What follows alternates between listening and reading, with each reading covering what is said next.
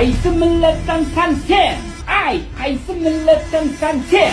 O'zbek, qozoq, qirg'iz kim bo'lishlaringdan qat'iy nazar. Ijtimoiy tarmoqlarda Abdulloh taxallusi bilan tanilgan Toshkent viloyatida yashovchi 26 yoshli shaxs 2024-yilning oktyabr-noyabr oylarida Koreya Respublikasida bo'lib turgan vaqtida o'zining ijtimoiy tarmoqlardagi ommaviy sahifalar orqali millatlar aro nizo keltirib chiqarishi mumkin bo'lgan milliy qadr-qimmatni tahqirlovchi hamda diniy e'tiqodga ko'ra fuqarolarni kamsituvchi so'zlar bilan O'zbekiston Respublikasi fuqarolariga nisbatan qator haqoratli chiqishlar qilib borgan. Mana shu ijtimoiy tarmoqda kim o'zbek bo'lsa u davlatni men tan olmayman. Bu davlatni men tushunmayman bu millatni. Qanaqa millat bu? Dalada. Ketmonchoq dalada.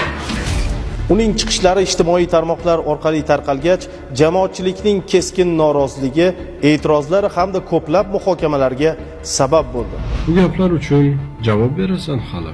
O'zbekiston seni yuvib katta qildi. Nima deyapsan sen? Chiqib olib ber.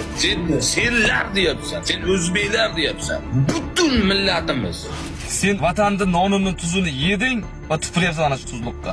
Sani qilgan ishingga o'zi sen bilan gaplashishga o'zi aslida noloyimsan. Bir marta emas, 10 marta, 100 marta video chiqardi so'kinib. Abdulloh Hazrat deb yozilgansan. Qilgan ishing eng razil, eng yomon ish. Qonun oldida javob beradi, keyin kechiramiz. Bundag'iga bu yigitni men gaplariga ishonmayman.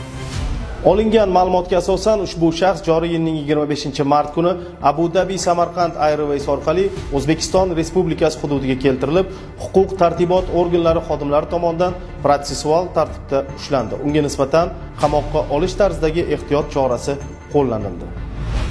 Men Dugay Valeriy ijtimoiy tarmoqda xalqimizni haqorat qilganman.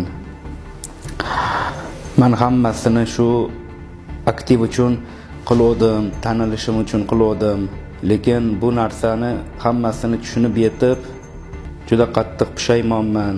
Hammadan chin qalbimdan men kechirim so'rayman. Juda qattiq pushaymonman. Iltimos qolaman, meni kechiringlar, iltimos xalq. To'g'ri, mana ijtimoiy tarmoqda qilmagan ishlarim qolmagan. Aktiv uchun men davlatimizni, xalqimizni, millatimizni haqorat qilganligim uchun juda qattiq pushaymonman. Va mana shu mehnatkash xalqimizdan chin yurakdan kechirimni so'ramoqchiman.